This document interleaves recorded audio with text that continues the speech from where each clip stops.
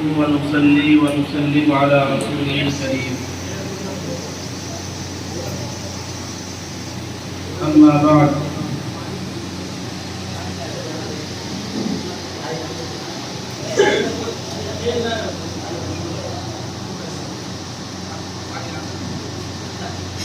میرے محترم بزرگوں اور دوستوں، معزز علماء کرام، عزیز طلباء،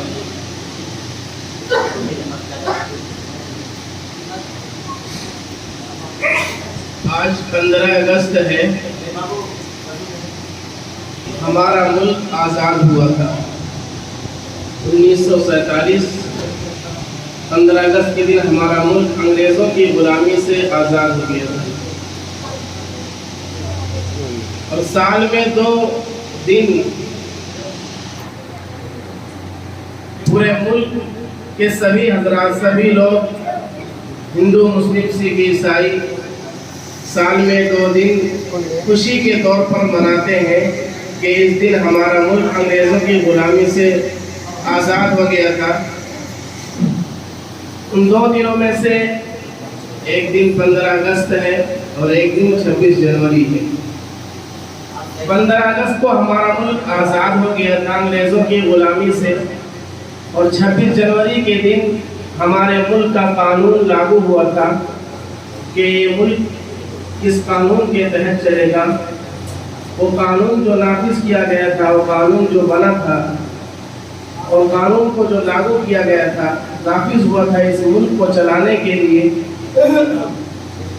جس قانون کے اندر تمام مذاہب کے لوگوں کو آزادی کے ساتھ اس ملک میں رہنے کا، جینے کا، زندگی گزارنے کا حق دیا گیا تھا۔ میرے عزیز دوستو، یہ آزادی ہمیں یوں ہی نہیں مل گئی ہے، بلکہ بڑی پریشانی، بڑی مشقتوں کے بعد ہمیں یہ آزادی نصیب ہوئی ہے۔ آزادی انسان کا فطری حق ہے۔ اگر کوئی شخص غلام بنانا چاہتا ہے تو یہ انسان اس کو کبھی بھی برداشت نہیں کرے گا، اس لیے کہ آزادی ہر انسان کا فطری حق ہے۔ اس انسان کو اگر کسی کی غلامی پسند ہے تو وہ صرف اور صرف اللہ تبارک و تعالیٰ کی ذات ہے، کہ انسان صرف اللہ کی غلامی کرتا ہے، اس لیے کہ وہی ساری چیزوں کا، سارے جہان کا خالق و مالک ہے، وہی پروردگار ہے، وہ رب العالمین ہے، وہ سارے جہانوں کا رب ہے۔ اسی کی غلامی انسان قبول کر سکتا ہے۔ اگر دنیا کا کوئی انسان اپنا غلام بنانا چاہے تو یہ انسان، اس کا جو فطری جذبہ ہے وہ کبھی بھی اس کو قبول نہیں کرتا ہے۔ تو میرے عزیز دوستو، ہمارے ملک کی آزادی کے لیے ہندو مسلم سب نے مل کر اس ملک کو آزاد کرایا، اور بڑی مشقتوں کے بعد مسلسل 200 سال تک مجاہد آزادی اس ملک کو آزاد کرانے کے لیے لڑتے رہے اور اپنی جانوں کا نذرانہ پیش کرتے رہے، تب جا کر یہ ملک آزاد ہوا ہے۔ آج جو ہم اس آزادی کے اندر سانس لے رہے ہیں، یہ سب ہمارے اسلاف اور بزرگوں کی قربانی کا نتیجہ، ان کا ثمرہ ہے۔ اس لیے ہم آج کے اس خوشی کے موقع پر اپنے تمام مجاہدین آزادی کو خراج عقیدت پیش کرتے ہیں، اور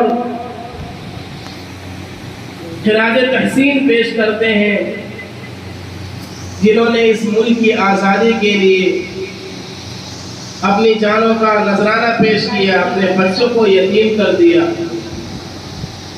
یہی وہ مدارس ہیں جہاں سے پڑھ کر نکلنے والے حضرت مولانا محمود حسن دیوبندی رحمۃ اللہ علیہ نے تحریک ریشمی مہم چلائی تھی، اگر وہ تحریک کامیاب ہو گئی ہوتی تو آج ہندوستان کا نقشہ ہی کچھ اور ہوتا. ان کے انگریز حضرت شیخ الہند مولانا محمود حسن دیوبندی رحمۃ اللہ علیہ کو مالٹا کی جیل میں کس قدر ان کو سزائیں دیتا تھا.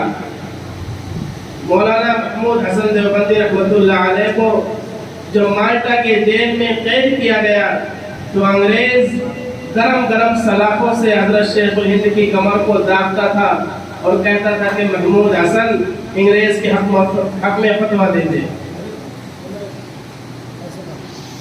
لیکن جب حضرت شیخ الہند بے ہوش ہو جاتے اور جب ہوش آتا تو یہی کہتے کہ انگریز کی فوج میں بھرتی ہونا حرام ہے.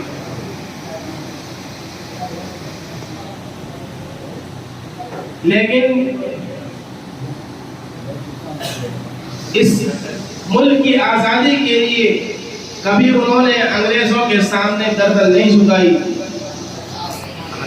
ہمیشہ انگریزوں سے سینہ سپر رہے اور لڑتے رہے. لڑتے لڑتے اس ملک جو ملک ہمارا انگریزوں کی غلامی میں تھا، انگریز اس ملک پر قابض ہو چکے تھے، ان کی غلامی سے اس ملک کو آزاد کرایا. حضرت شیخ الہند کا جب انتقال ہوا اور حضرت کے غسل کے لیے جب تختے پر لٹایا گیا، کپڑا ہٹایا گیا تو لوگوں نے ماجرا دیکھا کہ حضرت شیخ الہند کی کمر پر ہڈیوں کے سوا گوشت کا نام و نشان بھی نہیں تھا. لوگ یہ ماجرا دیکھ کر رو پڑے. شیخ الاسلام حضرت مولانا حسین احمد مدنی اس وقت دارالعلوم کلکتہ میں حدیث کا درس دیا کرتے تھے. جب وہ دیوبند تشریف لائے تو لوگوں نے ان سے ماجرا بیان کیا تو حضرت مولانا حسین احمد مدنی رحمۃ اللہ علیہ نے فرمایا کہ انگریز میرے استاذ کو مالٹا کی جیل میں گرم گرم سلاخوں سے داغتا تھا اور حضرت شیخ الہند نے مجھ سے منع فرمایا تھا اس راز کو فاش کرنے کے لیے. تو بڑی بڑی مشقتیں اور بڑی پریشانیوں اور بڑی قربانیوں کے بعد ہمارا ملک آزاد ہوا ہے.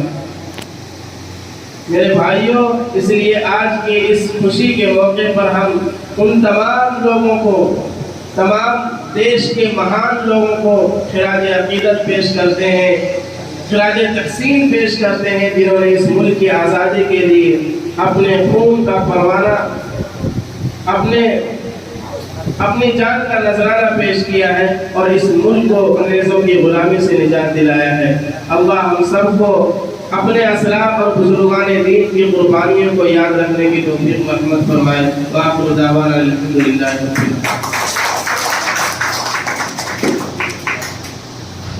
ابھی ہمارے حضرت مولانا مفتی وسیم صاحب قاسمی یوم آزادی کی تاریخ بیان کر رہے تھے.